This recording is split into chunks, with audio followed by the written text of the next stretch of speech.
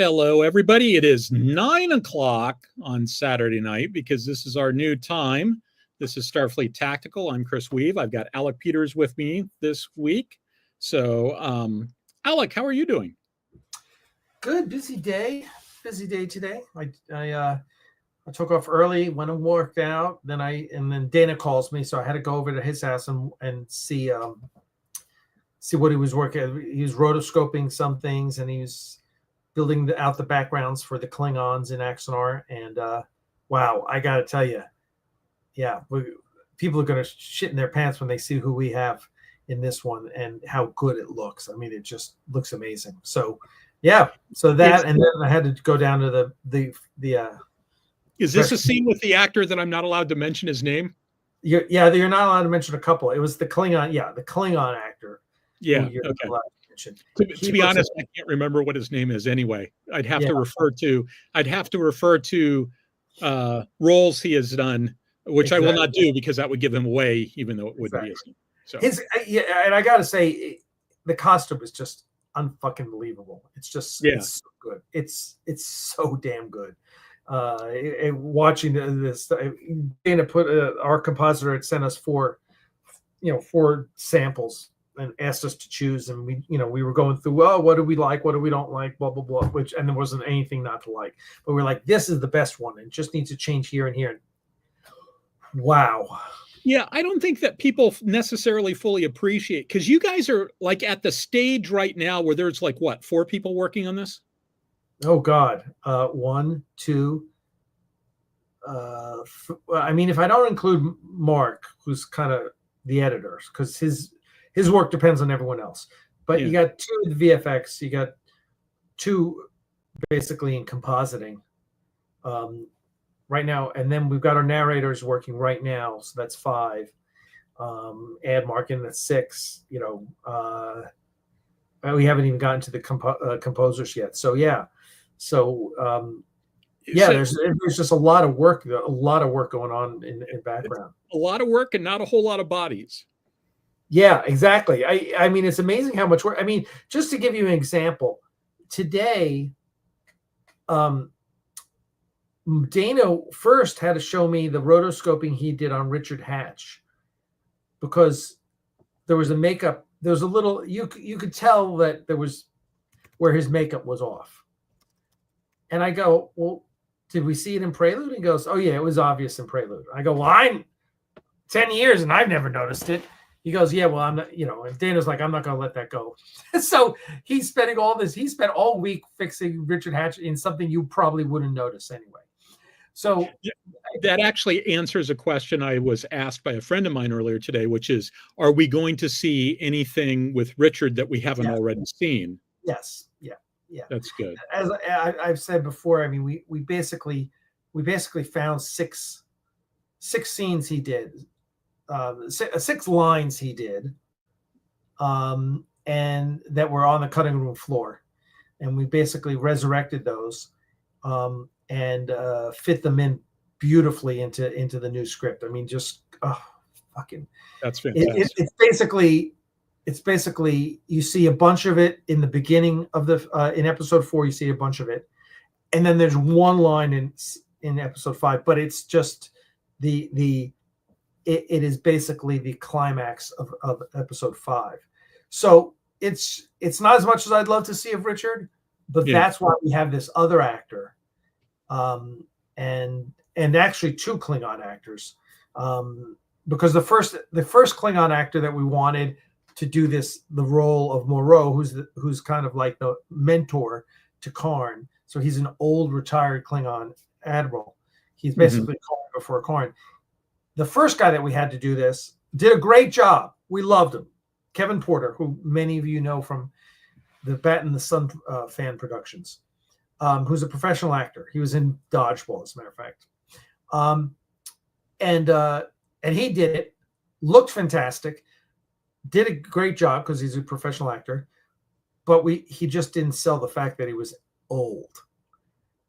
And so we recast it, but kept some of Kevin's lines. So we took what was one character and turned it into 2 characters.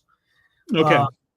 and it works great. It really, really works great. And that's just production value. So Kevin had a totally different costume I designed based on some piece. It's a kind of a combination of a Worf style baldric with typical TNG Klingon sleeves with a vest that is from the Kelvin universe. It looks amazing. It really looked amazing. So then when we recast, we had to create a totally different costume. And I pulled out Kor's costume from Star Trek Deep Space Nine, from Blood Oath, and from, I guess, Blood Oath, and then he wore it again in Once More Into the Breach. And the original costume. I own the original John Colicos costume. And so then I added a TOS style baldric with additional badges, and it just fucking looks insanely great. It just looks so fantastic. Yeah. So I don't know if you heard me say it when I was down in Atlanta, but the joke that I make to people is, I can't tell you who this actor is, but I never thought I'd heard the words "I'll be back" in a Star Trek movie. Exactly. And I will say, that when we went for that, when we were casting Moreau, the great thing, again, this is another great thing about Dave Lanyon, our executive producer and benefactor. After he saw the rough cut, I said, "Look, what do you think about Kevin as Moreau?" And because it looks great, he's great, and he goes, "Oh, he's good, but he just doesn't look old." I go, "I know. We could have, if we had thought about it, maybe we would have aged him. We would have brought in a professional makeup artist who had done aged makeup, but we didn't go there." And so Dave was like, "Okay, let's get someone else. I'll pay for it." I was like, "Okay." And so I started running, so I came up with a couple names. And I said, "All right, here's who I'm thinking of." And I think I had like 3 names. And the top of the list was Danny Trejo, because he had just been in Boba Fett, and because he's a Star Wars guy. And everyone I mentioned that to said, "Oh my God, he'd be so amazing," right? He would have been. He would have, because he looks fun.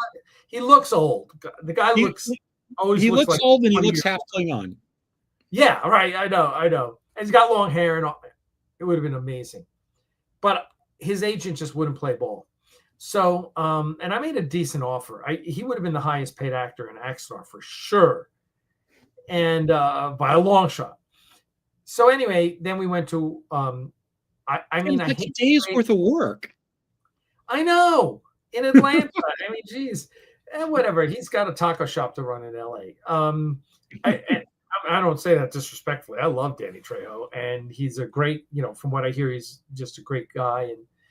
And so anyway, but again, it's always funny when people say no, you're surprised.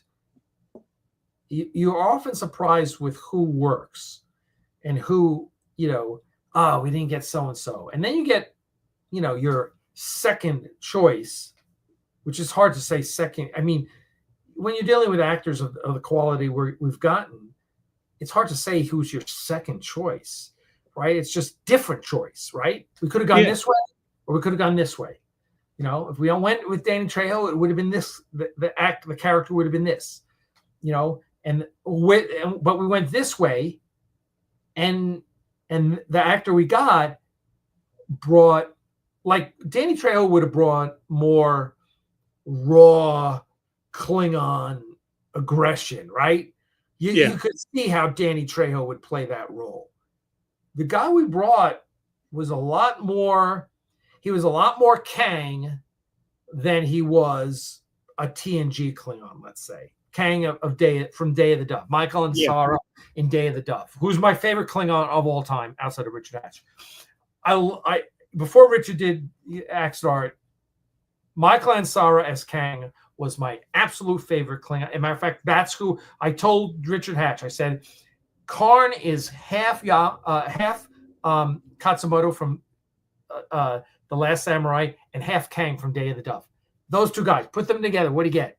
And you know, Richard and I would talk about it, and I said, that's a really smart Klingon. That's a very educated Klingon. That's a very sophisticated Klingon, right? I say it's a very, now it doesn't mean he's not fucking vicious, but all that viciousness is inside behind a facade of not necessarily a facade, but a layer of, I mean, you can see this guy. He's vicious, but not crude.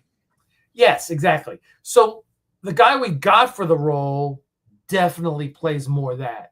So so you're kind of seeing how, which works great, because now you know why Karn is who he is, because his mentor was the way he is, and it works a lot better. It would have been a lot harder to tie Danny Trejo into Richard Hatch, Danny Trejo's Moreau into Richard Hatch's Karn, than it is the guy we got.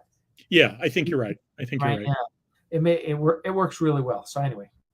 So I have this weird opinion, and then we'll get on to other stuff. But I have this one opinion that you know, everybody, when they think of the movie A Few Good Men, everybody thinks of what a great job Jack Nicholson did. Right.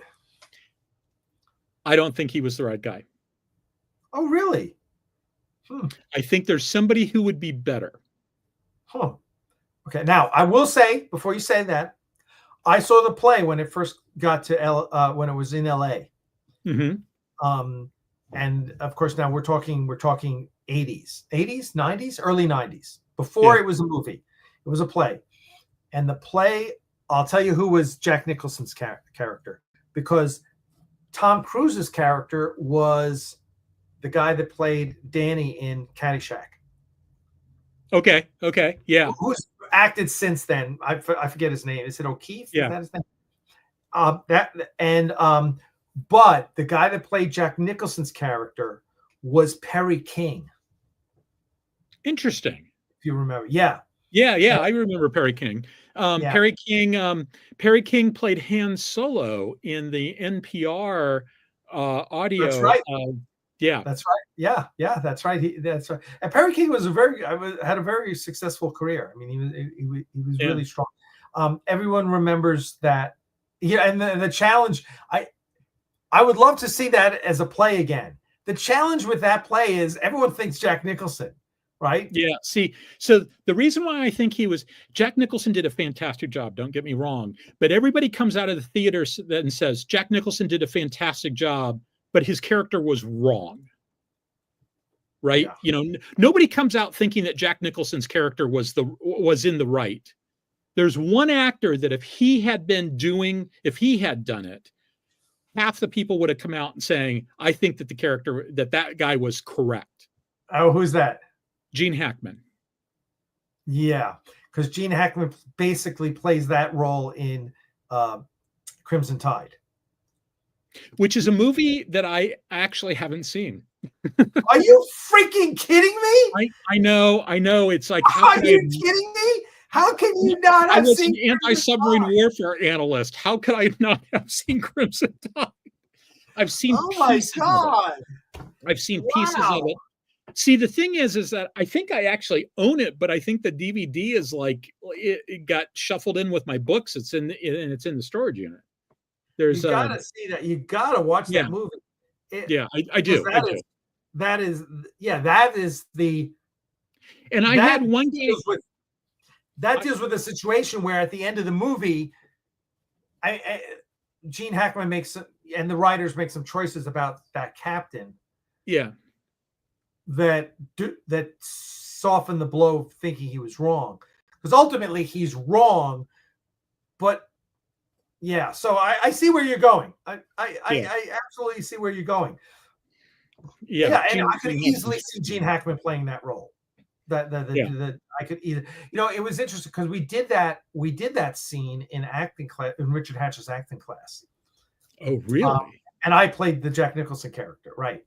And like we went up to Western Costume and got, because my buddy Kurt Cox, who's costume consultant on Axanar, was the head of the uniform department at Western Costume. So we went up there and he took care of. There were three of us. I guess it was me and then my scene partner, two scene partners, one who played the Demi Moore role and one who played the Tom Cruise role, and he outfitted us all, so we got to do it in costume and all. And I've got the video, so I've got the video of that, which I'll have to. We should play it sometime. But that it's such a challenging role because you are. I mean, basically, Jack Nicholson's portrayal is this black hole, and you're circling this black hole, trying to stay out of its gravity. That's the best way I can describe. You don't want to be trying to channel Jack Nicholson, right? And so, and so you have to. It was great because we did that towards the end of my time with Richard, and the great thing about it was I learned enough from Richard and from all my acting coaches, from Ted Brunetti, who's the director of Axanar, and from Howard, and I had been able to work that character and anchor his feelings to different things in my life. So it was pretty personal to me. And the best comment I got was, because there's a scene where he's going through it and Nicholson's all at the point where he's all outraged.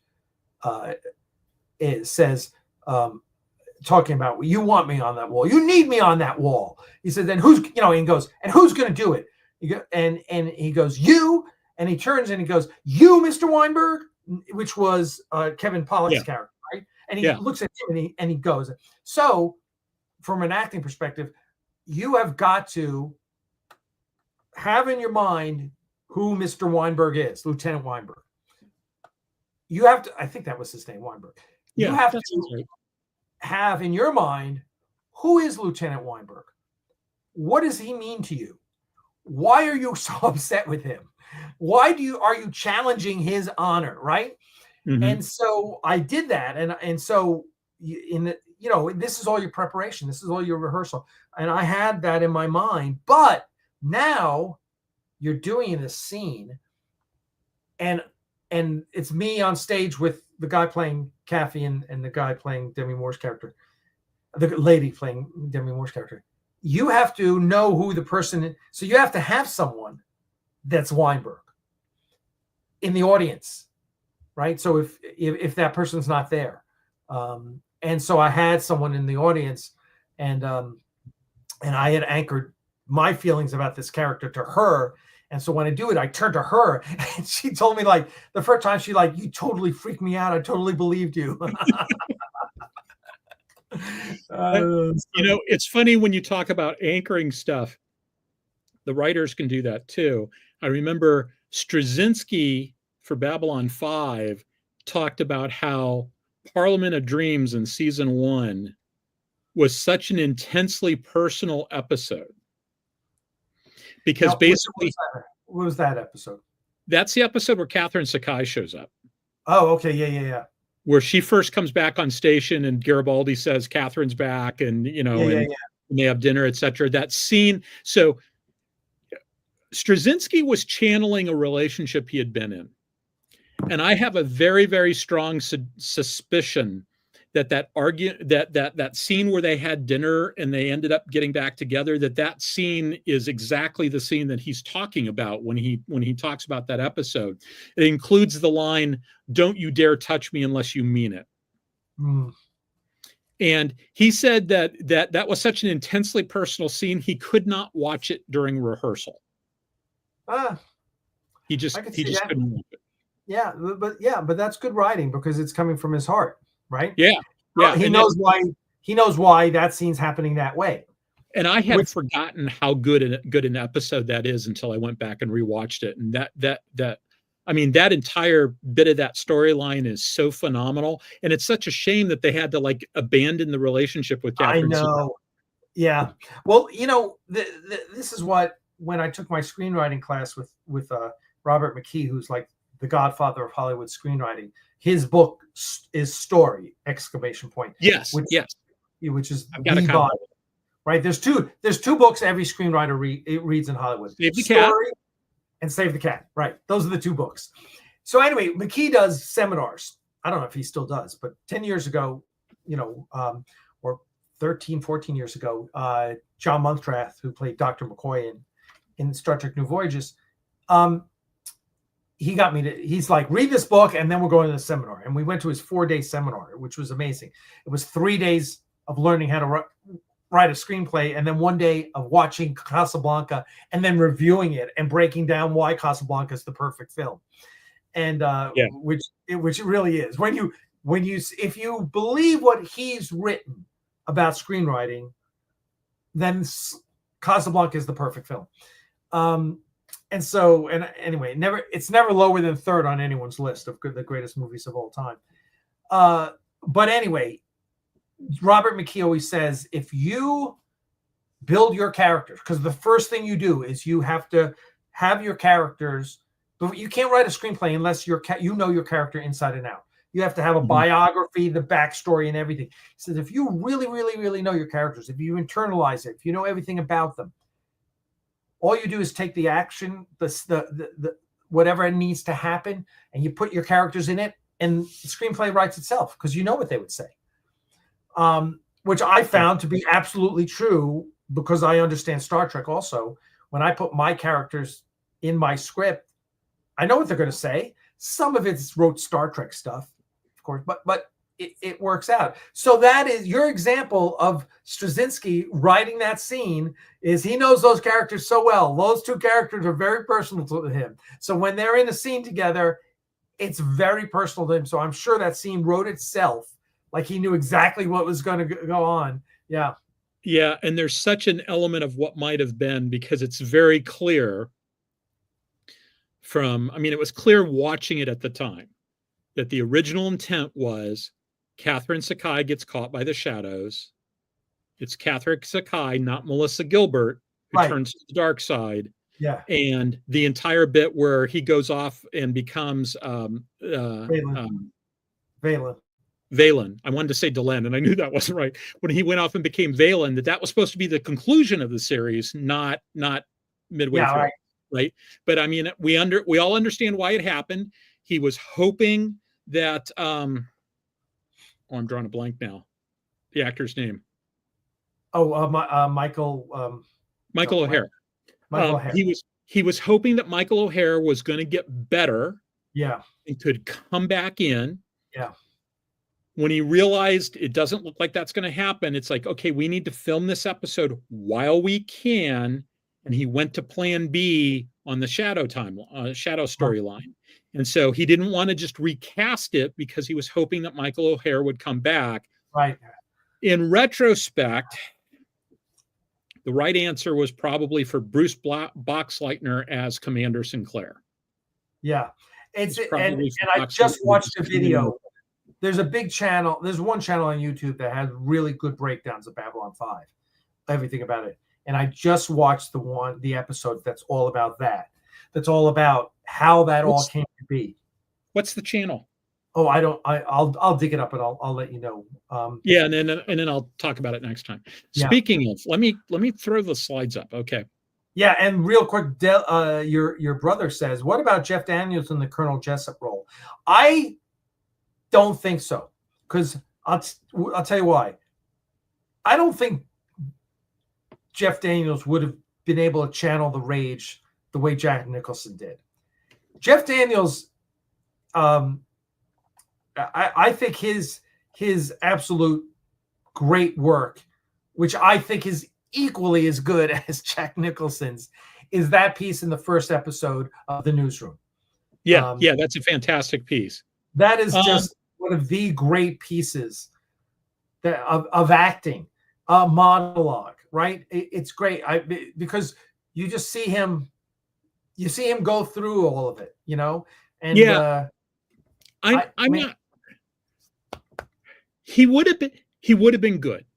Yeah. Of course, he would have been good. The question is, would he have been great? And I don't know. He is a fantastic actor. Oh, he is, and he's so good in The Newsroom. Oh yeah. There are half a dozen clips I can watch over and over. You know. Probably 5 of them are from West Wing and that one from The Newsroom. but that one from The Newsroom is simply legendary. Yeah. And the thing is, I discovered the newsroom, watched the first episode, and went, "This is going to be really, really good. I need to watch this at some point," and then haven't done that. Oh, it's great. By the way, when you get to great monologues, we've talked about Stellan Skarsgård's monologue in season 1 of Andor. What have I sacrificed? Which everyone needs to go back and watch that one scene again. And that's another one where I go, wow, who could do it better than him? Just like, oh my God, that was just such again, getting back to what you said, it felt incredibly personal, right? I mean, I totally bought everything about that monologue with Stellan Skarsgård. I would love to do it as an acting, an acting exercise. But again, you'd have to avoid that black hole. Okay, so we talked about submarine movies earlier. What's Stellan Skarsgård's connection to submarine movies? Oh, he is the captain of the Alpha in Hunt for Red October. Yep. A young Stellan Skarsgård. A very young Stellan Skarsgård. We're going to kill a friend, Yuri.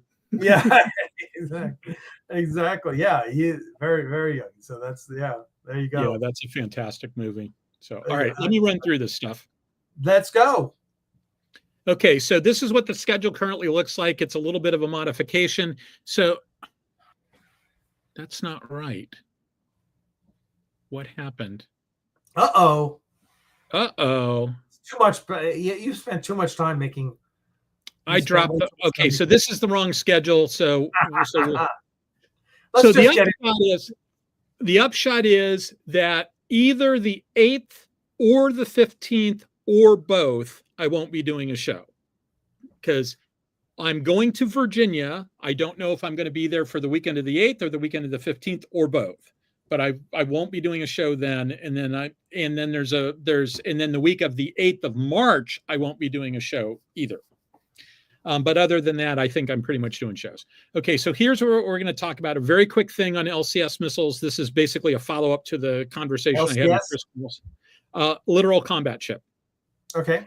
Follow up to that, I want to talk about World War II battleships, a World War II battleship thing real quick, and then sort of tie that into fighters and Star Trek, and then we'll go back to the free-for-all. All right. Okay, so the LCS, I showed this slide the last time when Chris and I were there. So this is the Mark 70 launcher. It's basically VLS in a box, and the idea is they're going to slap these on the back of some of these LCSs, and by doing so, totally clobber the flight deck, which is like, okay, so I guess we don't need helicopters on these things. I kind of understand that. I definitely understand wanting to upgun these things, but you pay a price, right? There's a price there. There's a new illustration.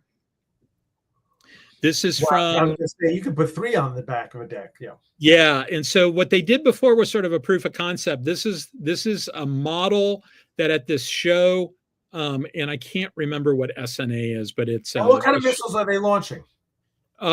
Anything that fits in a VLS cell. So Tomahawk, at least in theory, it's a strike link cell. It's the longer cell. SM2, SM3, SM6, anything that fits there. And so it gives them the ability to fire some. Now, probably not SM2, SM6, SM3. I mean, maybe. The thing is that they're firing it, but they don't have the radar to go along with it. So it gives them the ability to do some land attack stuff, probably is what we're talking about, is land attack at the price of losing your helicopter hangar. What affects your ASW? I'm sorry, what? Which affects your ASW. I guess that's the biggest. Yeah, and so you're just going to have to make do with the flight decks that you've got for the rest of the force. Now, they never came up with a working.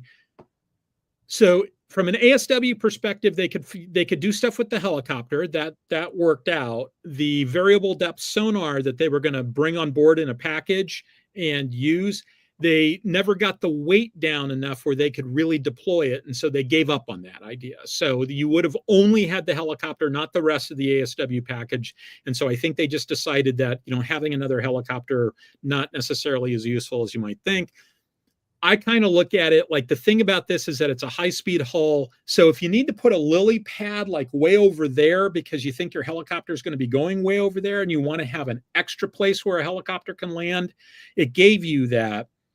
But they're not going to not going to do that. So we'll see how this all turns out. We'll see how this all turns out. But this video came out. It's a video on YouTube. This is a screen capture from that video. I thought I had talked about, why would you only put one on the flight deck? You could put 2 or 3. Here we have 3 on the Freedom class, which is the narrower, smaller flight deck. Okay, so now I'm going to talk about something from Fleet Tactics, which is, if you're a naval person and you haven't read Fleet Tactics, you probably should, if you're interested in navies and how navies work, etc. And I actually recommend the first edition. The second edition got into all the literal combat stuff. The third edition sort of got into cyber stuff.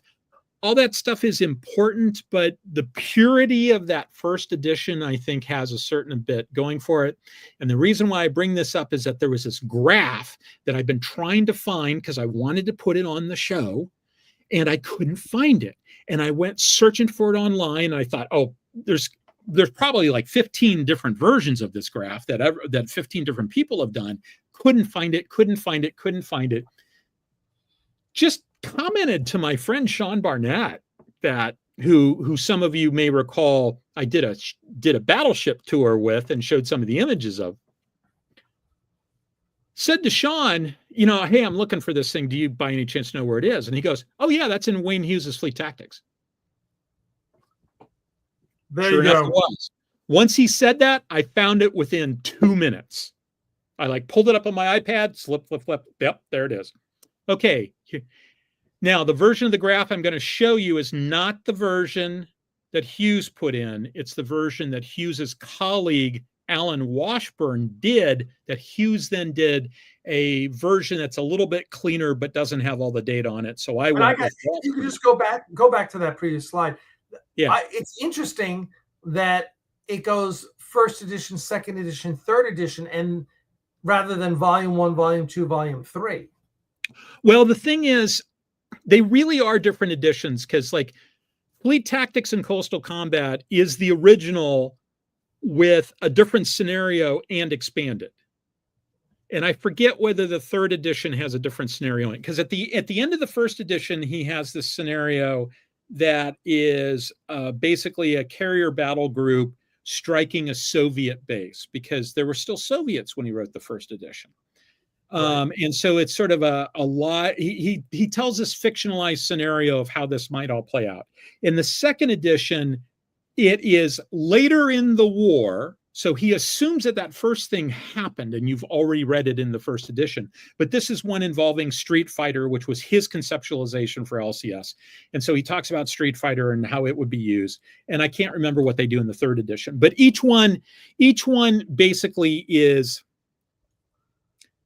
90%, 95% of the previous book plus some more. Gotcha. So they really are additions. Gotcha. So here's the titles are deceptive, but go ahead. Yeah. Here's the graph. Okay, so the way to read this, and sorry, I wanted the version with the data. It's kind of hard to read. What you have, the axis on the left is equivalent 8-inch round per minute.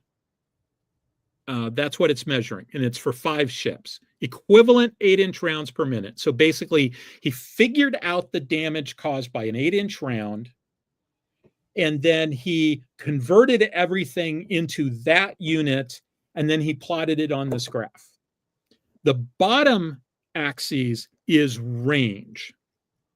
And what this says is that if you are within 10 miles of an Iowa-class battleship, it will fuck you up.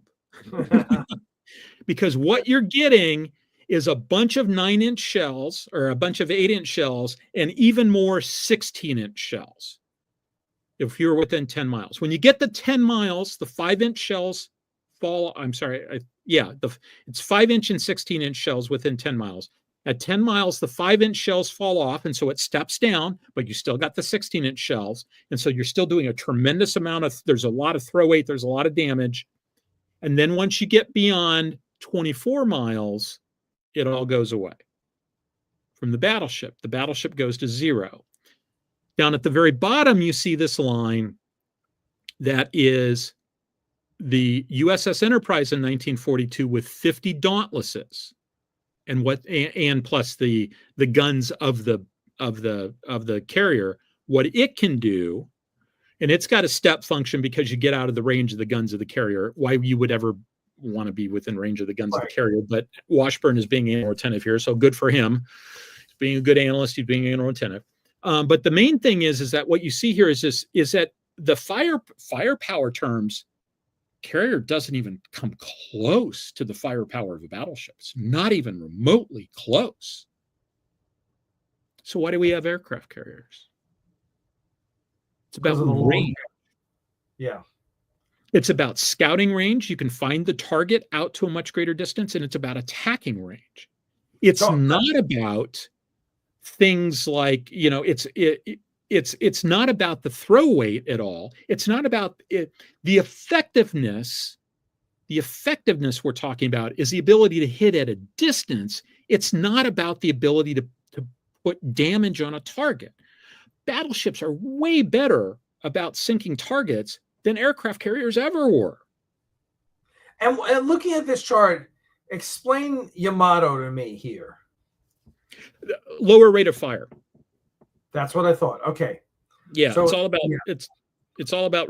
So for those battleships, it's about rate of fire, and so Yamato had bigger guns but a lower rate of fire. Gotcha. So 18-inch guns versus 16-inch guns. And the other thing is that the guns on the Iowa were particularly hot guns. The 16-inch 50 was a fantastic gun to begin with, and then they came up with the super heavy shell. They really got everything they could get out of that gun. The 18-inch guns on the Yamato, they're bigger, but they're in a lot of ways I'd rather have the 16-inch 50 than the 18-inch gun. Yeah, because it was such a great gun. And then he also throws in here the 1977 attack carrier, which you can see has greater range and greater ability. Yeah. But it's still the case where you'd much rather be dealing with a 1977 attack carrier at 300 miles than an Iowa class battleship at 10. Yeah, right. 15, right? Okay, so this is a story about range. And what's this have to do with Star Trek and fighters? Well, okay, so you see fighters in a couple of instances in Star Trek, and they're all sort of weird instances, right? You see them in like going after the Maquis. You see them in the war with the Cardassians, the Dominion War with the Cardassians and stuff like that. What you don't see them doing is like Federation fighters versus the Romulans or the Klingons or the Borg or anybody high end. You see them against lower end threats. So, and when you see them, it's not about the range, right? Because the fighters don't have any greater ability to affect. It's not like the fighters are going out 300 miles, whereas the Galaxy class can only fire 10 miles, right? You see them all together. Right. It's not about the ability to find stuff at a distance and go strike it. It's not about range. It's not about the speed of the fighters because everybody's engaged, right? It's not like you see the fighters leaving everybody else behind. Certainly not about the firepower. You've got way more firepower in a Galaxy or a Sovereign class or whatever else you're doing, or a Defiant or whatever. You got way more firepower in those other things. So it's not about bringing greater firepower, and it was never about greater firepower with the other ones either. It's certainly not about targeting. They're not any better at that. Phasers don't miss. Now, somebody said, "Oh, that's not true. Phasers miss." Yeah, they miss about a third of the time, maybe about a third of the time, right? As a general rule, the way that combat in Star Trek works is you zap, zap, zap, zap, zap, zap, zap, and you're getting lots of hits and you eventually beat their shields down, right? It's not like battleships. Battleships had a 3 to 6% hit rate.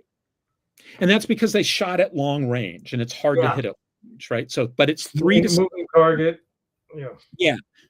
That's not true of phasers. Phasers have about a 60 to 70% hit rate on a bad. Yeah, it's computerized fire control, sensors up the wazoo. Light speeds. Yeah.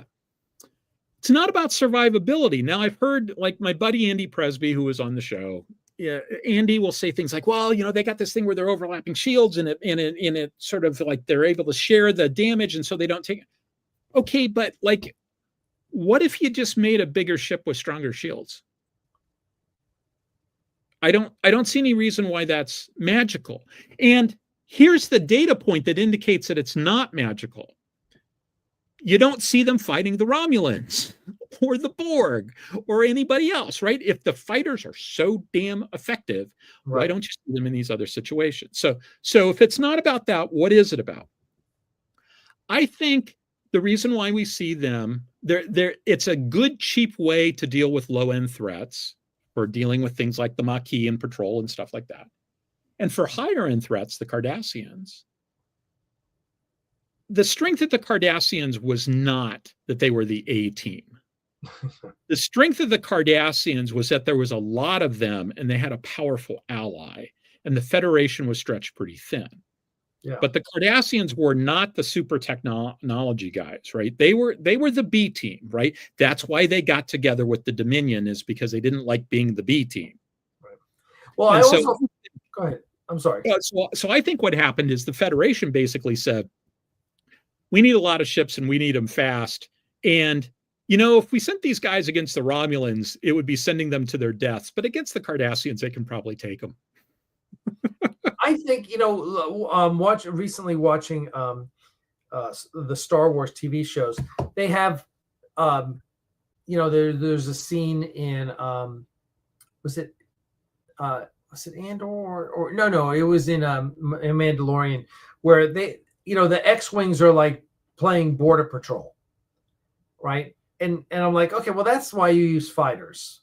Like the Federation fighters are really, meant to be planet bound. They're meant to be getting up into orbit, and it's lightweight stuff.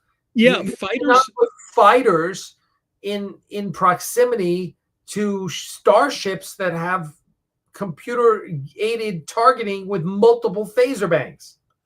Yeah, fighters are there because not every threat is a Diderix. Yes, and you have got to assume that the strength of a ship's shields are somewhat proportional to the size of the ship, because the size of the ship is indicating the size of its engines and thus the size of its power plant. Blah blah blah. Yeah, totally and completely agree. And this is why I've always been skeptical about fighters in Star Trek. Yeah, they don't meet the tech.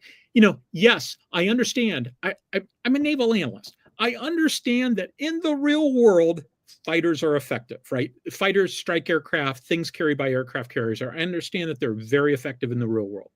But just because they're effective in the real world, which has a particular set of assumptions, where I'd like to point out, this is a story about range, that in the real world, it makes sense, but that's a different set of assumptions in Star Trek. And right. And when people start, well, fighters are maneuverable, so you can't hit them. How many 16-inch shells were ever intercepted, right? How many 16-inch shells were ever shot down by the Japanese? So rounding up, that number is 0. Yeah, right. Right. So because it's just a silly question in that regard. So you can shoot down airplanes, and maneuverability helps make them more survivable, but it's not about the survivability of the weapon system. And in the case of aircraft carriers, the weapon system is the airplane. So I've always been skeptical of fighters in Star Trek. This is really a universe where bigger means more phasers, better sensors, better shields, et cetera, right. More power for everything. Now, somebody pointed out here, let me pull, oops, I just accidentally made everything go away. Let me bring it back. Let me find the comment. One Horse Shea points out that Cardassians have a lot of torpedoes. Yeah, that's a very good point. And this reminds me of a discussion I had with Andy Presby not too long ago about the Akira class, which I think we've seen on screen. But if you look at the model of the Akira class, as it just happens, I have a model of the Akira class right here. If you look at the model of the Akira class, it's got like 18 photon torpedo tubes. It's a torpedo boat. Yeah, and so why? So because Andy was talking about how, he was maybe a little skeptical. The common belief is that this thing was designed to deal with the Borg, right? This was Starfleet's answer to the Borg. And he says, I'm not sure that I buy that, etc. And I said, I buy it. Would you like me to explain why this is the case? Okay, so here's the explanation as to why I think this thing is a torpedo cruiser. It's a Kitakami, if you know your World War II stuff. Yeah. It's a Kitakami designed to go deal with the Borg. And so I think that Starfleet's design rationale went like this. You can do all sorts of fancy things with shield frequencies and phaser frequencies and stuff like that, right? Every now and then you see these instances where somebody says, like, I've got their frequency and I can get through. You even saw that with the Borg early on, right? That you could penetrate their shields and then they'd cycle their shields, etc. And now you can't penetrate their shields anymore. When the Federation is dealing with the Klingons, although we're not fighting the Klingons in this time period, when you're dealing with the Cardassians, when you're dealing with the Romulans, everybody can play those shield games and those phaser frequency games to some degree, but everybody's about equal at that. And it rarely gets you much of an advantage, and the advantage doesn't last for a long time. And it's just basically when push comes to shove, it's phaser against shield and all that. All those frequency games don't work. Against the Borg just basically turn your phasers off, right? The Borg can adjust accordingly way faster than the Federation can. So there's an issue there. We got to get beyond that. How do we get beyond that? Anybody got any ideas? I got an idea. How about a lot of antimatter going boom? Yeah. Let's see them cycle their frequencies against 18 photon torpedoes. And so I think this was the way they said, okay, what do we got in our arsenal that can maybe solve this problem? And the answer is, we'll just fire a shit ton of photon torpedoes. Yeah, I buy it. In addition to that, one of the things about photon torpedoes, a capability photon torpedoes gets you, is the ability to fire at warp. Right. So if it doesn't work and we have to do the run like hell phase of the battle, right? The advance towards the rear phase of the battle, maybe having a bunch of photon torpedoes that we can sort of like fire out the back to slow them down, to disincentivize the Borg, because the Borg are faster too, right? And so the ability to be able to shoot the Borg at warp is probably also useful if we're trying to disengage. So this ship makes a lot of sense to me against the Borg. And I think this ship was designed to go against the Borg for exactly those reasons. No, I buy that. I buy. By the way, they in World of Warships, which I play, they brought the Kitakami into the game, and it took them a while, and they made it really hard to get. Like they didn't want the place. I spent a fortune, like all of my resources. It was crazy, and I had to work for like 2 weeks, getting gold or whatever the hell. Anyway, they and it's a fun ship to play because it does have a freaking ridiculous number of torpedoes. But the way they did it was it just takes you like, I don't know, it takes you like 60, because they have it has like 4x4 torpedo launchers on each side. Yeah, which it's a shit ton of torpedoes. Yeah, and the way they do it is like they cycle every 60 seconds. 4 of them are loaded, so you would have to wait 4 minutes to get all 16 torpedoes on a side, going. So it's that's one of the things they do with game balance, is that they have to balance things, which I totally get. But it was it's a fun ship, and I enjoy having it in my port. But yeah, it's crazy. So I've got a wargaming story. My friend Sean Barnett, who I've mentioned earlier, will sometimes run naval war games at cons like Origins and Fallen and stuff like that. And so there's this one that I was one of the play testers for, and it was a scenario. So the idea was that when you first started it and you got your initial detections via radar or whatever, he just had generic ship models out. And when you got close enough to make an ID roll, he'd put the actual ship model out. And one of the Japanese ships was the Kitakami.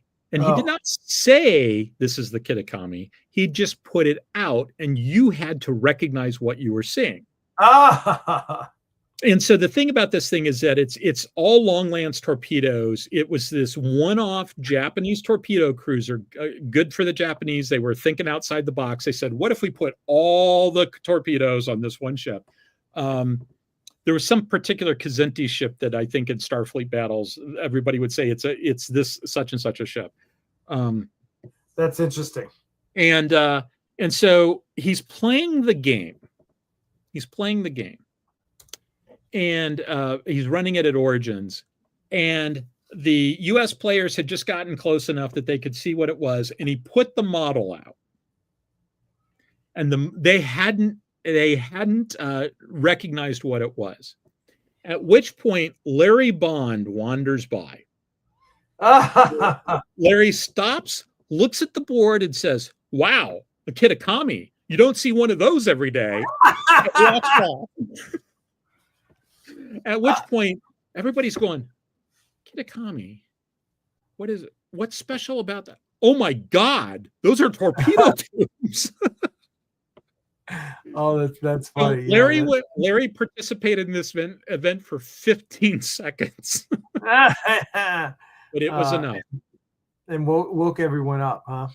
Yeah, totally woke everybody up. Good. I have here. Let me see if I can pull this up. Someone just sent this to me, but it's not pulling up. So here we go. Let me just download this, and I will upload this too. So while you're doing that, let me throw this comment by Paul up. If the torpedo is the answer to the Borg, why haven't they built a larger torpedo? They did. It's called a quantum torpedo. Yeah. Right? Huh? They went off and they built new torpedoes that were more powerful. So I think that's what they did. So it's not clear to me that in a world where the Borg don't exist, that Starfleet feels compelled to. They might do the research and development, but I don't see why they'd necessarily field a new torpedo. But they did empirically, because there was this long time period. Next generation was where things started going to hell, right? So there's this long time period where the Romulans go and hide, and the Klingons become our friends, and the big baddie are like the Ferengi. Yeah, right, exactly. And the world is looking pretty good. The universe is looking, this part of the galaxy is looking pretty good. And during the Picard era, things started going to hell in a handbasket, right? The Romulans come back and the Borg show up. And all of a sudden, Starfleet goes from being the Coast Guard with some exploration stuff to like, oh shit, we may actually have to fight a war. Do we remember how to do that? Well, here you go. Okay, throw it up. Oh, yes, I saw that. That's fantastic. I love this. I saw that. I said, oh, man, break that out in the game. Why don't you? And I can't remember the name of the episode. Do you remember the name of the episode? The big green hand. Was that Who Mourns for Adonis? That's what I was just about to say. Yeah, I think, come to think of it, I think it is Who Mourns for Adonis. It's actually not Adonis. It's Adonais. I'm told. This is what someone told me. Look at the spelling. It's Adonais. I've been getting that wrong all this time. That's what I said. I said, really? Because we always called it Who Mourns for Adonis. Oh my God, it is. Yeah, right. I assume you pronounce that Adonais, but I'm not sure. Have you seen the thing about pronouncing all the different words as if they were Greek names? No. Articles, bicycles, testicles. For years, though, that I've always said that my favorite Greek myth was the myth of Testicles and Fallopia.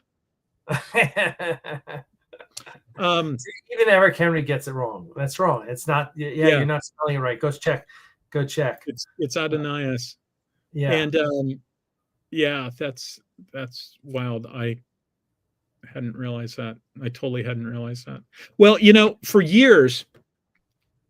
So Andre Norton was one of the foundational science fiction authors of my youth, right? I grew up on Andre Norton. The first science fiction novel I read was an Andre Norton novel when I was 9, 8, something like that. And for a long, long time, she was my favorite author. And I say she because even though it's Andre, it's Alice Mary Norton. And Alice Mary Norton had been told that young males would not buy books from a female author, and so she had to go to buy a pseudonym, a male pseudonym. Now the funny thing is that I was literally a freshman in high school before I realized that the name was Andre Norton and not Andrea Norton.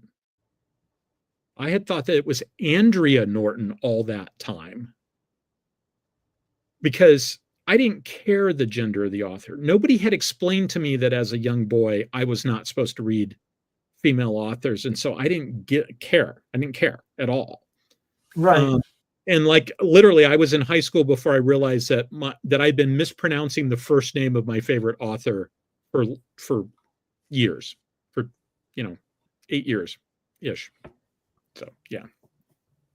So, okay. It's funny when I was young, I didn't read science fiction all those authors. I think part of it I'm going to blame on Isaac Asimov because I think I read the first 10 pages of Foundation and was like, what the fuck, I'm done. Yeah. So, as a general rule, the Lucky Star series may be the exception to this. As a general rule, you did not read Isaac Asimov for the beauty of the prose or for the characters. What did you read it for? Well, because he had lots of interesting ideas in there. I was at a science fiction convention this past weekend, and somebody said something about not reading Asimov for the beauty of the characters, and the guest of honor who was on the panel said, "There are characters in those novels." I guess, and Asimov, I just read recently, Asimov was, I don't know. I met him once. I was at college when I met Asimov. He came to one of our, they had a something or other, and we had a cocktail party, and there were 20 people there. He was there, so I got to ask him what he thought about Close Encounters of the Third Time, and he said, "Yeah, it was too loud." But I guess he doesn't have a great reputation in the grand scheme of things. So I was back when I lived in Newport, Rhode Island, and went to the cons in Boston all the time. I was plugged in with the Secret Masters of Fandom crowd in Boston. And so this was all people that were older than me. So people at the time who were in their early to mid 60s was a lot of them. And so, and in part through my friend Walter Hunt, who knew them way better than I did. And so I got sort of invited along as an appendage to Walter. And I remember one of them saying, the subject of Isaac Asimov came up, and this one woman said, "Well, I got groped by Asimov. Who here got groped by Asimov?" And all the women put their hands up. All the women who were old enough to have been interacting with Isaac Asimov when he used to go to cons back in the day, because he died in 88, if I remember correctly. 88. Oh, really? Oh, wow. Okay. Maybe it was a little bit later than that. I know Heinlein died in 88, so maybe I think Asimov was a little bit later. Somebody's going to look it up and tell us. But back when he was going to cons on a regular basis. Oh, okay. Yeah, back when he was going to cons on a regular basis. Yeah, he had this reputation. Well, man, and let me tell you, Neil Gaiman's getting his ass kicked right now. Yeah, and to be honest, I haven't pulled the thread on any of that stuff to know. I'll ask Crystal.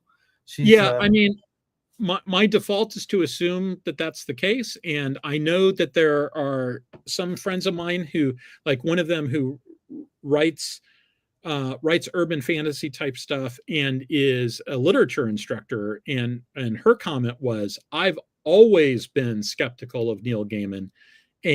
But any time that she expressed that skepticism in fandom, there was like this huge amount of hate and discontent that she would get. And so she kind of learned to keep her opinion to herself on Gaiman. I mean, he's beloved. Yeah, he really was beloved. Quality of his writing. The only person I could think of in that community more beloved than Gaiman might have been J.K. Rowling. And then we see how that worked out. Yeah. It's a shame. It's a shame when, I guess any figure of note turns out to be. Let me tell you, and this is where Star Trek is so lucky. We don't have that problem really with Star Trek actors that are beloved Star Trek. They're great people, for the most. The closest you get is people thinking that perhaps William Shatner is a little full of himself. Yeah.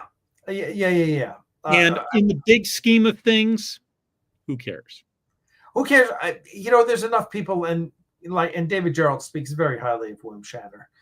Yeah, he does. He's very high, and David's not a fool. So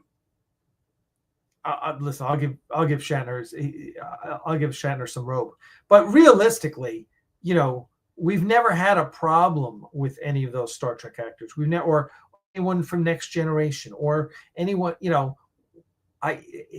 or from Voyager or Enterprise, anything. I mean. I haven't heard anything about. I mean, geez, you think that if you had a problem with anyone, it'd probably be like Dominic Keating and what's the guy who played Trip Tucker? Not because there's anything wrong with them. They're super nice guys. It's like I think they're both, or they were at the time, single, right? So you think. I haven't heard anything along those lines. There's one Star Trek actor that I'm told has some issues, and his colleagues generally, when they're all together, will it's Robert Beltran. Yes. How did I know that?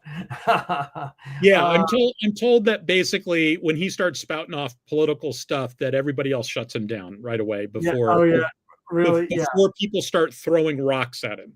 Yeah, I've been fortunate enough to interact with enough Star Treks, with a few Star Trek stars, and they were just lovely. John Delancey, lovely guy. Billingsley, lovely guy.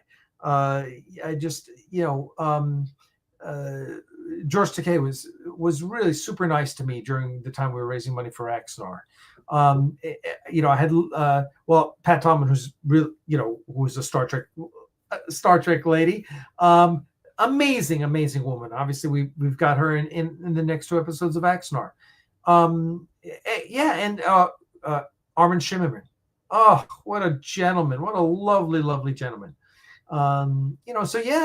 We've been lucky as a fandom.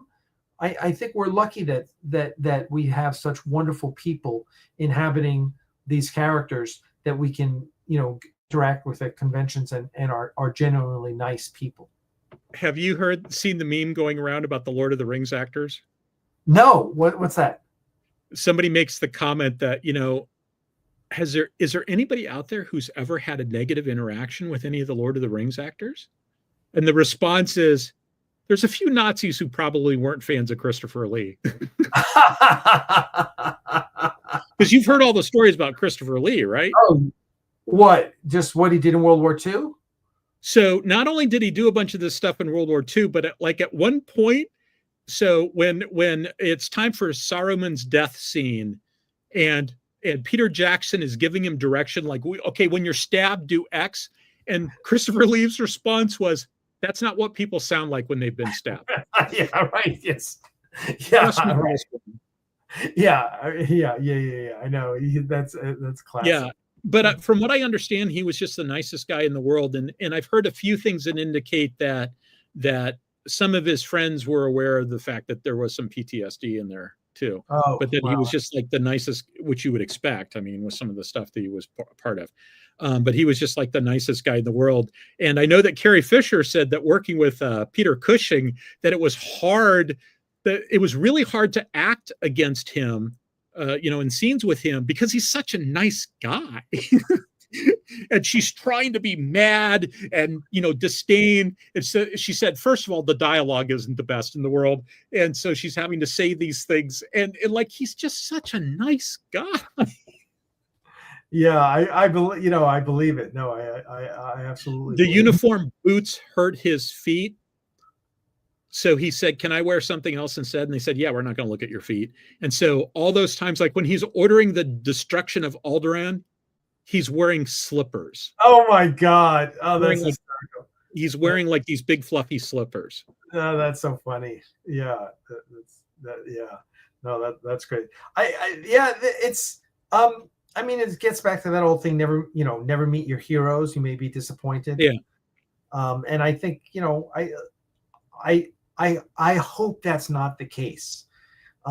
Because I love it when you find you ask someone and say, what the, like Crystal and I were talking about Henry Cavill, and I said, okay, I'm guessing that guy's as nice as he comes off of on TV. Like I see him on Graham Norton. I love Graham Norton, so I watch. Yeah, I love Graham Norton too, and he's been on it a few times, and so he comes off really nice. And I'm like, I always hope, or Tom Hanks, right? Like, you can't tell me Tom Hanks is like an asshole to anyone. He's like, he comes off as the nice, and it's nice when you find out people really are that nice, and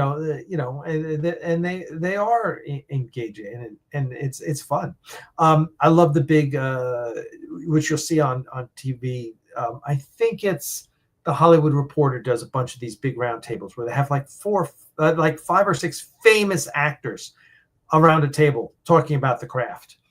And I love those things, and it's amazing. And the guy I've become really enamored with lately is Jim Carrey, an actor who I never particularly cared for. Like, his shtick never really worked for me. I mean, like, mad respect, not for me, but mad respect. You're not the target audience. Yeah, I'm not. Yeah, but listening to him talk, like he did this. There's this one clip of him talking and saying, he basically says, acting. They're asking him what is acting for him, and he's saying, acting is great for people who are like really wounded. He said, I've got a lot of trauma in my life. He says, and he says, I'm in a million pieces. He says, and acting allows me to take those pieces and combine them in ways that give me some satisfaction because I entertain people. I'm like, holy shit. And he's talking about all this stuff. And I just got like, wow, he really, he puts things in perspective really amazingly well. And I like the actors like that who talk. I was listening today to some, and I was listening, I heard a whole bunch, half a dozen different actors talking about, what it was like.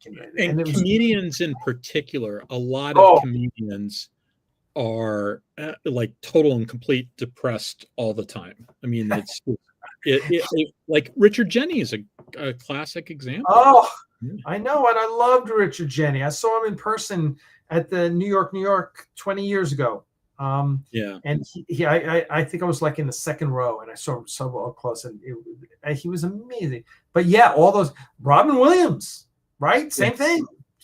I mean, oh my God, my heart goes out to Robin. Williams. So, what do Robin Williams and Henry Cavill have in common? They're both Warhammer players. Yep, both 40K geeks. Yes. Now we all know what Henry Cavill plays because he plays Adeptus Custodius. But do you know what army Robin Williams played? I was told he played orcs. Okay, I was told he played Eldar, but they are both work for me with him. He used to go in with his kids no. Gary Oldman used to go to the Glendale Games Workshop store in Glendale. Really? Gallery. Yeah. I hadn't heard anything about Gary Oldman. Oh yeah. Gary Oldman used to take his kids in there. Robin Williams was up in Northern California, but there was one person who worked in a game store that Robin Williams came in. I forgot where I read it. It was on Facebook somewhere, but they told a story about he came into the store and everyone was nervous as hell, and Robin Williams noticed and was like totally cool and like went in the back and hung out with everyone and talked about gaming and this and that and that, like they were all so, but that's what yes, he was crazy and yes, he was always on and blah blah blah, but you never heard anyone say, "Oh, he was mean to me," or "He was rude to me," or no, the opposite. You just hear he was such a giving, wonderful, great parent, great friends, and so it makes it makes you feel good about your admiration for a person. I mean, because he's probably the greatest entertainer of the last century. So it's good. It's good to hear that he was as good a person as he was an entertainer. Yeah, I'd love to meet Henry Cavill. There's not too many Hollywood people that I really feel like I need to go meet, and Henry Cavill is one of them. So interesting. Crystal and I were talking the other day, and Crystal said, "Oh, he's got a girlfriend now." I said, "Oh yeah?" I said, "I bet I can tell you what she's like." I said, "She's probably pretty average, normal person, not a star, for sure not a star. She's not drop dead gorgeous, and she's probably really, really cool and a really decent person." And she goes, "Yep, that's probably it. That's it." He said, "Yep, just sandy blonde hair, wouldn't stop traffic walking down the street, but attractive and, just really cool." Did he really? I think she's pretty. Yeah. So, they had the current girlfriend he had, that actually the older girlfriend looks a little bit more like you were describing. The newer girlfriend, he just had She's a attractive. child. Yeah. Yeah. Oh, did they just have a kid? Yeah. Maybe that's what Crystal told me, that they just had a kid. I love the fact that Henry Cavill, and this was on this is somewhere on YouTube. I saw it on YouTube. He was being interviewed by some gaming thing, right? And he made this observation. He said, this is a observation that was too geeky for me to make on the set of The Witcher, because none of them would have gotten it." And the observation was that the iron chandelier in sort of the main meeting room in The Witcher looked like a Blackstone fortress. And so they threw it up on the screen, and I looked at it and I went, "Yep, yep." That's pretty funny. That's yeah, funny, I mean, he's one of the things that I really appreciate about him, and also Vin Diesel, is that like they fly their geek flag, right? They fly the geek flag. Although, Vin Diesel made a movie about his D&D character. Yeah, right. Which I actually really liked that movie. The Last Witch Hunter? Yeah. Wasn't the best movie ever. Sort of got tied down in a few places. That having been said, I thought it was certainly good enough that I thought it should have done better in the theater. And, it got a +2 to hit for having Rose Leslie in it. Well, I have heard. Listen, we all know Vin Diesel's a big D&D player. I hear he plays Warhammer 2. I hadn't heard that, but good for him. That's great. Unconfirmed. But I also hear he can be a prick. Unconfirmed, but I've heard that. I mean, there's people like there's some people who no one has a bad word to say about him. Vin Diesel's not one of those people. That's true. That's true. And Vin Diesel and The Rock famously don't get along. Famously. Whose side are you gonna take in that battle? I don't mean physically. I mean, who are you gonna believe? Yeah, and the thing is, believe The Rock. So there's a couple of thoughts I have on this. And one is just the general idea, like there's people I don't like, and it's not their fault, right? So there's some people I don't like because they're assholes. And there's some people that I just like we never clicked and it never kind of worked. And, like their perspective is, I just don't relate to them. And it's like, I try to be very good about, do I not like this person because they're an asshole, or do I not like this person because they're just not the type of person I like? And if they're an asshole, then guess what? I can be an asshole too. Right. If they fit in the other category, then hey, that's fine. Right. I just don't want to be near them necessarily. Yeah. And So listen, and there've been, I've known people like that. I mean, the worst is when the wives of people are like that. I mean, I've got I got at least one friend I'm thinking of that I just can't stand his wife. And it's not that she's not a good person or not nice, but she just talks incessantly about herself. And I'm not interested in being around people like that. Yeah. So I get it. But, the Rock is someone like, it's like, God damn. I mean, he would have to have like the best 10 PR people in Hollywood to not be as cool as he keeps coming across as being. Because I keep reading about, he did this, or for this fan, or he did this for this charity, or he did that. It's kind of like Arnold. Listen, matter of fact, I have Arnold's book here. I bought when we were in New York. I think I got this at the Strand bookstore. Arnold Schwarzenegger's book. And because I love Arnold. Schwarzenegger, I don't know if he talks about it in that book, but Schwarzenegger talks about how when back in the days of pumping iron, he could be a prick. Oh yeah, I've heard him. Yeah, I mean, like at the level of, and it was calculated, intentional, getting in the head of the other competitor, like up at the level of belittling the guy, subtly belittling the guy in front of his parents. Oh, man. Yeah, I think he said he and Franco Columbo, who were legendary friends, used to go at each other like that. Which I was like, oh, wow, that's an interesting thing. But, and it's interesting in this book because Schwarzenegger is legitimately one of the people I respect most in Hollywood. I'm just endlessly fascinated by whatever you see, whether it's his Instagram or whatever. He's always doing something positive, being a role model for people, sharing his story with people. It's always very positive. So I was really disappointed when I found out that he did it with the maid. That and that kind of really, oh man, I was like, that really hurt me. That really did. And it's interesting because he just mentions it. He says, look, I've made my mistakes and I've talked about them elsewhere. This book's not about that. I was like, okay, that's fair. So I said that there were two things. The first one was you don't have to like everybody, and you can not like people that aren't assholes. The second thing about that is, going back to Vin Diesel, is you sort of hinted at it when you talked about Robin Williams, right?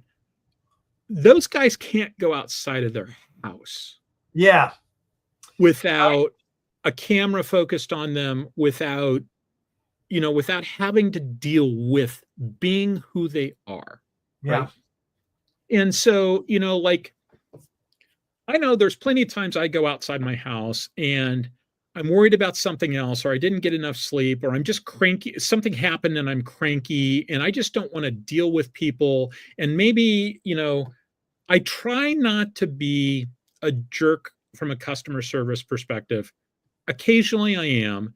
There are times where like if I am being a jerk, sometimes I will say, like, look, I understand. I'm not mad at you. I'm mad at your employer. And I'm sorry that the fact that I'm mad at your employer is coming across. But everybody has, some days some days I'm wonderful to be around and some days I'm not, right? The thing is, if I go out and I have a negative first of all, I don't have the entire world looking at me. Second of all, I don't have the entire world trying to have an interaction with me. And third of all, if I have a negative interaction, it doesn't show up as a headline someplace. Yeah, that's true. And so I wouldn't want Vin Diesel's job. Oh, God, no. I wouldn't want any of their jobs. And the amazing thing, like, this is why it's so amazing that as a general rule, I mean, I've heard about situations where Tom Hanks got a little testy, and for what it's worth, it sounds like in most of those cases, he was either like really, really didn't get enough sleep, or he was dealing with a situation and he was being testy because he had every right to be testy. Right. But they're few and far between, and they're certainly well within the norm for normal human beings. And, you know, there's people that you never hear about negative interactions. And I just look at those people and go like, oh, my God, they're superhuman. I mean, that's the part that impresses me about people like Robin Williams the most. I mean, first of all, fantastic comedian, right? You know, wonderful entertainer, all the rest of it. But the fact that everybody walks away and goes, yeah, he's incredible. Mr. Rogers, right? Oh, my God. Yeah. Everybody, about what a legend he is. Yeah, I mean, Mr. Rogers is just like. Did I ever tell you the story about Mr. Rogers and the stolen car? No. So apparently, I was told this by my friend Dave, who at the time worked at WDUQ, the station in Pittsburgh, and Mr. Rogers was a public radio guy or public TV guy in Pittsburgh, and so Dave gets invited to go over and to the station. They had just stopped doing Mr. Rogers' Neighborhood. They had not torn those sets down yet. And Dave was invited as a public radio guy from WDUQ to go over to the public station and take a look at the sets. And so as he's sitting on Mr. Rogers' couch, right, as he's looking in the trolley tunnel, as he's looking at the balcony where King Friday would come out and talk to his subjects, outside, somebody's stealing Dave's car. Oh, God. Because Mr. Rogers' Neighborhood was not a nice neighborhood. So it turns out Mr. Rogers had his car stolen. Oh, my God. And Mr. Rogers woke up the next morning and his car was in his driveway. Really? And his briefcase with his checkbook, which had his name and address on it. His briefcase was there. Everything was there. Nothing had been taken. Because somebody did a quick karma calculation and concluded, I'm not stealing Mr. Rogers' stuff. Yes, talk about burning in hell. Yeah. Yeah. Exactly.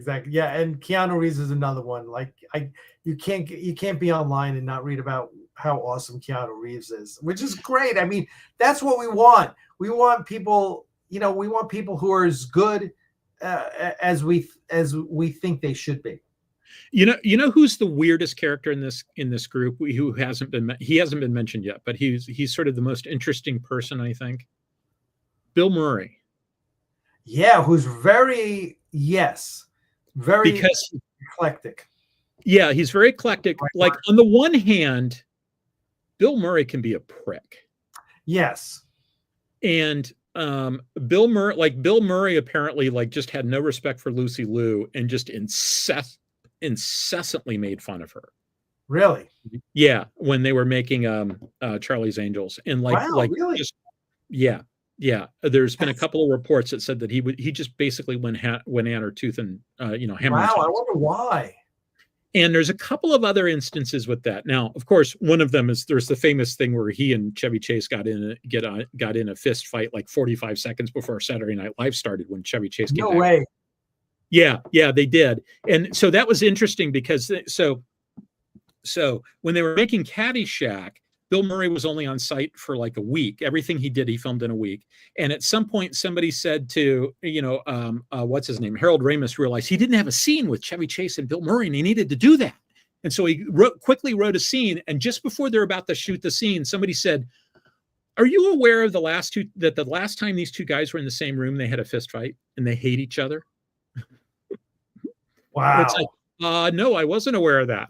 Thank you for bringing that to my attention. But apparently they were both professionals, etc. Chevy Chase has a reputation of being a dick. I can see that. Yeah. And so, Bill Murray, Chevy Chase is from old Pasadena money. Yeah. And Bill Murray is from the wrong side of the tracks. And so there's, to begin with. And so I guess a year or two ago, there was that incident where there was a show or a movie or something with Bill Murray, and one of his female stars accused him of being inappropriate or something. And I heard the story and I said, he's not being inappropriate. He's being Bill Murray. Yeah. I was like, because I heard what he said, and like she was offended by it. I was like, do you not know who Bill Murray is? Of course he's going to say something like that. That has nothing to do with you, lady. That's just who he is right now. And it wasn't degrading. It wasn't meant to be insulting or sexual, or it was meant to be a joke. Like, and I could absolutely, and I just like, I feel like I've known Bill Murray for 40 years. Yeah, that's him. That's what he says. Yeah. That's what I would expect him to say. And if he said that to my wife, I'd be like, yeah, hey, that was pretty funny, Bill. Right? So the whole thing that it got blown out of proportion and they shut down production, I'm like, oh, people, grow the fuck up. Yeah. There's a point of where that stuff is just a little much. But Bill Murray apparently at one point, so there's two great Bill Murray stories. One is he's walking down a street in New York. And there's this group of people that are going someplace, and they said, hey, we're going to a party. They recognized him. They said, hey, we're going to a party. You want to come with us? He said, sure. Yes. Yeah, sure. Of course. And he did. And he stayed to the very end, and he helped clean up afterwards. Oh, my, yeah. He was like doing dishes.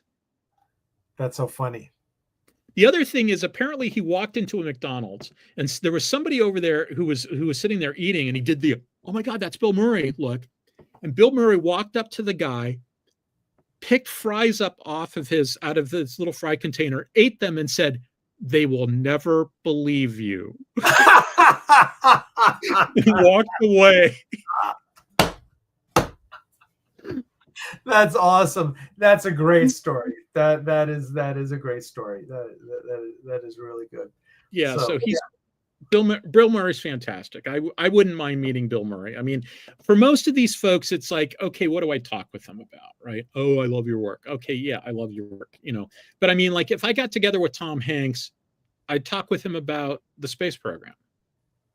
If I got together with Henry Cavill, I'd talk with him about Warhammer. Yeah. Or some other geeky thing. When I had that long conversation with JG and with John, and it sort of kind of crushed me that he didn't remember that conversation, but I realized I didn't say the thing I should have said, which is we had a long conversation about Barsk. If I'd said that, he might have remembered who I was. But we talked for a half hour. Neither one of us mentioned Star Trek. Yeah, exactly. Hey, listen, the same thing. When I was out with Armin, or when I was at dinner with him, it was Armin. I think it was Armin and Renee. And you go out with these people, you don't talk about, what you would think you would talk. It's just a job to them. Remember, it's just a job. Yeah. And when I got to meet George Takei, we were talking about the Japanese internment, which of course he was a part of. And, he told me that he had said on stage that Earl Warren was the governor of California during the World War II internment. And so I talked to him about that. I was like, I didn't know that Earl Warren, the legendary liberal chief justice of the Supreme Court, Brown versus Board of Education, that guy was the governor of California when oh my God, is that a turn? So he and I talked about that, right? And that's what you do. You talk about things that are are out of the realm, and it informs you about who that person is. I don't give a shit what Brent Spiner thought about Data when he was doing Data. I mean, he said that. He's talked about it. I've heard that in interviews before. So I'd love to talk to him about when he did 1776 on Broadway. That'd be fun. That'd be, so that's what you find out. I've always found myself in this very interesting position because I went off and I worked at the Center for Naval Analysis, and I had this job where, as a collateral duty, they'd send me out to aircraft carriers, and I'd spend 2 weeks at sea with the U.S. Navy. I've done all sorts of really cool stuff. I've worked for an intelligence agency. I've done all sorts of cool stuff. And then I go to science fiction conventions. And I go to science fiction conventions and I talk with authors, and they think it's really cool that I've been on aircraft carriers. I go and I talk with people that are on aircraft carriers, and they think it's really cool that I know these science fiction authors. I bet. Yeah. No, I bet. I bet. I've had people like, such and such. It's like, well, yeah, I know him really well. Yeah. And, the person saying it is somebody, like, you know David Weber? It's like, yeah. Right. David Weber has served me food that he cooked himself while I was sitting at his table. I mean, I've eaten a meal in David Weber's house on more than one occasion. Do you see it? That was my cat. Oh, I missed the cat. He's trying to get in. Gus, I see his shadow there. But like I've met a bunch. I've met a bunch of academic people too, like people. Well, the thing that my mom once told me before I met anyone of any import, when I was a young person, my mom said, Alec, they all put their pants on one leg at a time. Yeah, well, and the other thing is like, you want to meeting science fiction authors isn't hard. Go to a con. I mean, it just isn't, right? It just isn't. You just go to the con, go up and talk to them. They will talk to you. That's why they're there, is to talk to you. Yeah. A friend of mine, so one of my former coworkers when I was at DIA, he was a major in the Army. I think I just heard that he recently retired, but he was a major in the Army at the time, former helicopter pilot turned intel officer.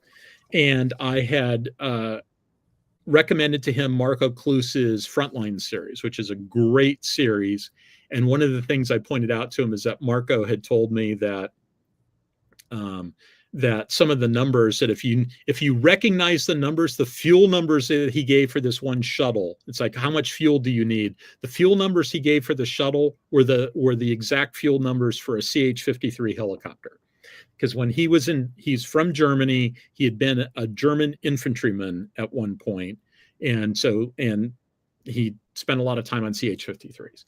And so I tell this colleague who had a bunch of leave to burn, I said, there's this science fiction convention called HonorCon down in Raleigh, and he was from the Raleigh area, where you could go down, and Marco Cluse is going to be one of the guests of honor, but the other guest of honor is David Weber, and David's going to get all the attention. And you could probably go down and talk to Marco for 2 hours. And so it's funny, I go away on a business trip. When I come back, it has gone from going to this, this guy going to this con to a group of people going, woohoo, we're going to Comic-Con. It's like, oh, time out. Comic-Con, 70,000 people. HonorCon, 300 people. Right. Adjust accordingly. And sure enough, we went down there, and Glenn spent an hour talking to Marco Cluse. That's cool. Yeah. That's cool. That's great. It's fun. It's fun when you can meet people that you respect and have a real conversation with them. But that being said, it's 10:30 and I got to get to sleep. Yeah, I got to get to sleep too. Now, let me answer one quick question real quick. Paul N asks, have I played Starship Tactical Simulator with David Weber? I don't know that David has actually played Saganami Island with anybody. The two designers of that are Ken Burnside, who did the original Attack Vector game, and Tom Pope, who helped Ken convert it over to that universe. And then the second edition is a different game engine behind it that's closely related but much simplified from the first one. I don't know that David's ever actually played it. And Tom is a good friend of mine, and Tom is the guy that, like, when I went to the science fiction convention down in Virginia Beach last weekend, I stopped in Pittsburgh, picked up Tom, and we went down and came back. David was not there, but we hung out with Jacob Hollow and his wife Heather. They're both science fiction and fantasy authors, and Jacob is writing with David Weber these days, and Tom and Jacob are writing together, and it was a lot of fun. It was a lot of fun. So cool. Paul also says that he loves David Weber's Bolo novels, and I have to say, one of David Weber's, this will be the last thing I say, and then we can end. One of David Weber's Bolo novels was eye-opening for me, in that in this novel, the bad guys are following the good guys as the good guys go to set a colony off someplace. And so you, the reader, know that the bad guys are going to try to ambush them. They do the ambush. They've been working through the entire book. Spoiler alert. They've been working through the entire book to try to ambush the humans. They destroy the one Bolo in orbit. The other Bolo's on the ground. It's like, oh my God, they're ambushing them. They don't know it's coming. They're going to get the Bolo. Oh my God, the humans are all going to be wiped out. And the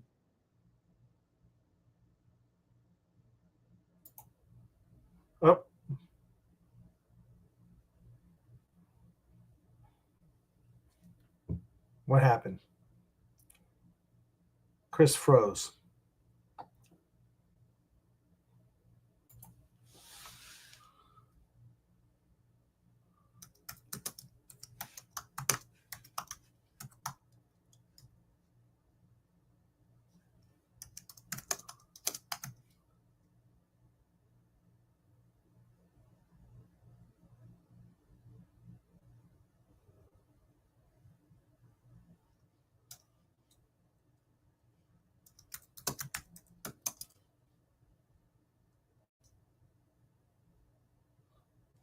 All right. Well, it looks like it's just me. We'll wait a minute to see if Chris joins back in.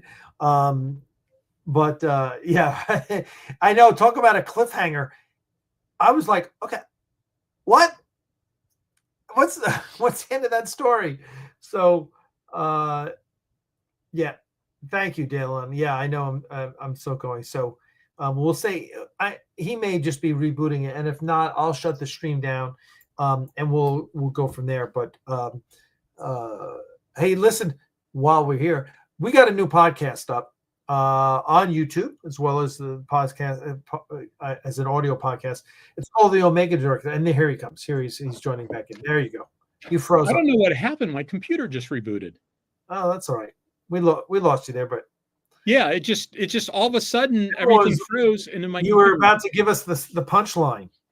Yeah. Okay. So bad guys are coming in. They're ambushing the good guys. Oh my God. Oh my God. Oh my God. And the Bolo on the planet just backhands them.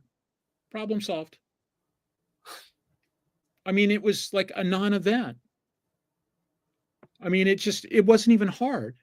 But the thing is, David had built it all up, and he did that battle. You know, it was a classic Weber, Tom Clancy-like battle, you know, where Tom Clancy describes the detonation of the nuclear weapon, and it does it over 30 pages.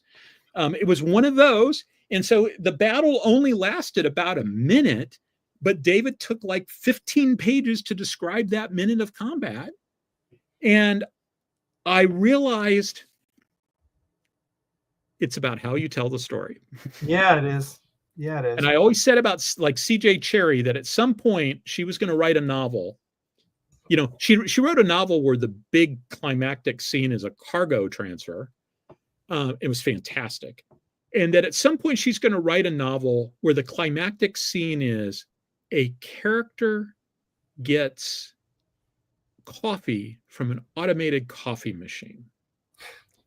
And I can't wait. It's going to be fantastic. And on that note, let's go ahead and call it an evening. And so thanks everyone for coming out. Thank you very much. And as always, I am terribly appreciative of the fact that that people come and spend their Saturday evening listening to us talk. And I'm terribly appreciative that Alec was able to come and join me, because let me do one quick thing. Hold on a second. Let me throw up one quick slide that I haven't thrown up yet. Actually, let me go down to the end, because this is what's next. Next time I'm going to talk about albedo. It's going to be 2 episodes. Albedo Anthropomorphics is a comic book, and 1/3 of the story in the comic was Irma Felna EDF, and this is the background of Irma Felna. And so I'm going to do one where I talk about the ship design. That is a modular starship on the right-hand side, and it's got some very interesting elements to it. And I'm going to talk about that in the context of, we've spent a lot of time on the show talking about modular ship design. And so I'm going to talk about albedo. And then the next episode after that, I'm going to talk about how the jump drive works and the tactical and strategic implications of how that particular jump drive works. And then the episode after that, I'm going to be talking about a webcomic called Outsider that has a similar jump drive and some similar technologies, and I'll try to compare and contrast how the differences between their similar technologies lead to different outcomes. That's the plan. So with that, thank you very much, everybody. See you next time.